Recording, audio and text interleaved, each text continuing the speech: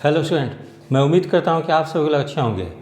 Bihar librarian के विज्ञापन जारी करने के संबंध में विधान परिषद में माननीय एमएलसी सर्वेश कुमार के द्वारा, जो कि दरभंगा स्नातक क्षेत्र से प्रतिनिधि हैं, उन्होंने बिहार विधान परिषद में शिक्षा विभाग या शिक्षा मंत्री सुनील कुमार से यह जवाब मांगा था कि बिहार लाइब्रेरियन की विज्ञापन कब तक जारी हो सकती है।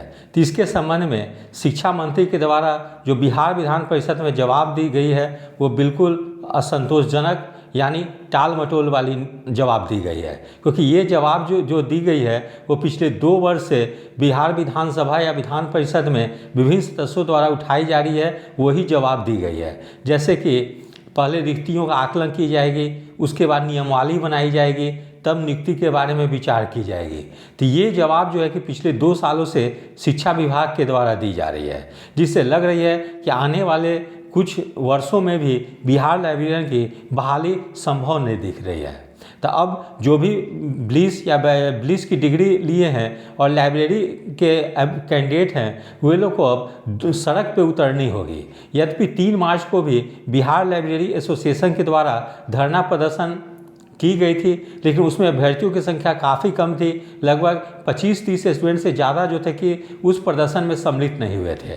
यदि बिहार लाइब्रेरी के स्टूडेंट चाहते हैं कि लाइब्रेरी की विज्ञापन शीघ्र आए, तो उन लोगों को हज़ारों की संख्या में सड़कों पर उतरनी पड़ेगी। जैसे कि कही जा रही है कि बिहार लाइब्रेरी ब्लिस की डिग्री करने वालों की संख्या बिहार में लगभग 5 लाख कैंडिडेट हैं।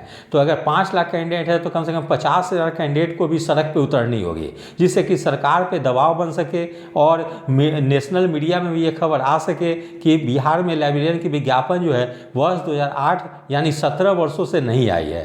जब तक स्टूडेंट की एक बड़ी समूह सड़क पे नहीं उतरेगी, तब तक सरकार पे दबाव नहीं बनेगी और सरकार और शिक्षा विभाग बिहार लाइब्रेरियन की विज्ञापन जारी करने के बारे में विचार नहीं करेंगे। इसीलिए आप लोग शीघ्र ही होली के बाद एक मीटिंग बुलाएं और उसमें निर्णय लें कि एक तिथि निर्धारित करें कि अभ्यर्थियों की इस दिन जो है कि पटना में विशाल धरना प्रदर्शन रखी जाएगी। इसमें बिहार के प्रत्येक जिले से हजारों की संख्या में लड़के और लड़कियां हैं, वे लोग इस आंदोलन में सम्मिलित हों।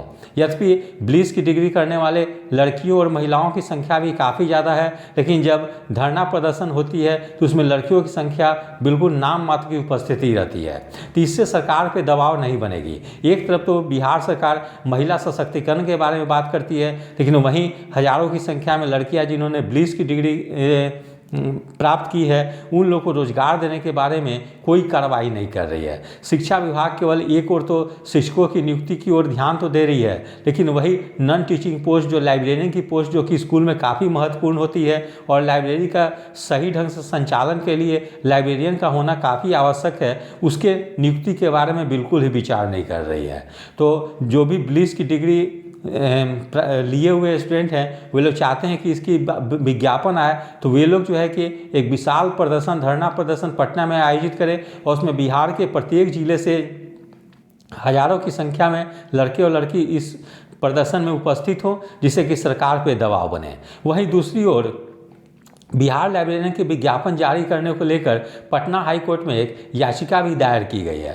यद्यपि इस याचिका पे केवल एक बार सुनवाई हुई थी पिछले सितंबर 2024 में, उसके बाद से जो है कि बेंच बदल गई जज की और उसके बाद से ये केस जो है पेंडिंग ही है। और ये केस जो लड़ने के लिए जिस एडवोकेट को दी गई है, रितिका रानी को, वो काफ़ी जूनियर लेवल के एडवोकेट हैं, जिसके चलते केस की मेंशनिंग नहीं हो पा रही है, मेंशनिंग एक्सेप्ट नहीं हो पा रही है और जो मतलब केस के सुनवाई के लिए जो टॉप लिस्ट में आनी है वो नहीं आ पा रही है। इसलिए जो भी स्टूडेंट ये जो केस दायर किए हैं पटना हाई कोर्ट में, वे चाहते हैं कि इसकी सुनवाई जल्द हो, तो वो लोग इस केस में किसी सीनियर एडवोकेट को हायर करें। सीनियर एडवोकेट में जैसे YV गिरी हैं, अभिनव श्रीवास्तव हैं, ये लोग काफ़ी अच्छे और सीनियर एडवोकेट हैं। इसलिए यदि इन लोगों को रखी जाती है तो मैं समझता हूँ कि आपकी मेंशनिंग तुरंत ही एक्सेप्ट हो जाएगी और शीघ्र ही सुनवाई के लिए लिस्ट पे आ जाएगी। तो एक और तो आप धरना प्रदर्शन पे ध्यान दें ही, वहीं दूसरी ओर हाई कोर्ट में भी अपनी केस जो पेंडिंग है उसकी भी सुनवाई की ओर ध्यान दें। यदि हाई कोर्ट में सुनवाई एक बार भी हो जाती है, क्योंकि सरकार के द्वारा भी इसके जो काउंटर एफिडेविट यानी जवाब मांगी गई थी वो जवाब दाखिल कर दी गई है। फिर लड़के लोग के जो एडवोकेट है रितिका रानी, उन्होंने भी रिज्वाइंडर यानी जवाब दाखिल कर दिया है। इसलिए बस एक डेट और आने की आवश्यकता है और निश्चित रूप से उस डेट में फैसला हो जाएगी और स्टूडेंट के फेवर में ही डिसीजन आएगी कि आप लोग 6 महीना या 8 महीना के अंदर में लाइब्रेरियन बहाली की पूरा करें। ठीक है, तो आप लोग चाहते हैं कि हाई कोर्ट में सुनवाई हो तो आप लोग जो है किसी सीनियर एडवोकेट को हायर करें। और सीनियर एडवोकेट को मैंने नाम बता दिया है, अभिनव श्रीवास्तव या वाई गिरी। यदि इन लोगों को रखते हैं तो मैं समझता हूँ कि निश्चित रूप से आपकी केस की सुनवाई जल्दी हो जाएगी और आपके फेवर में आएगी। तो ये दो बिंदुओं पर आप लोग को कार्य करने की आवश्यकता है, जिससे कि बिहार लाइब्रेरियन के विज्ञापन आए। क्योंकि शिक्षा विभाग स्वयं जो है कि बिहार लाइब्रेरियन के लिए कुछ करने वाली नहीं है, क्योंकि जब भी बिहार विधानसभा या विधान परिषद में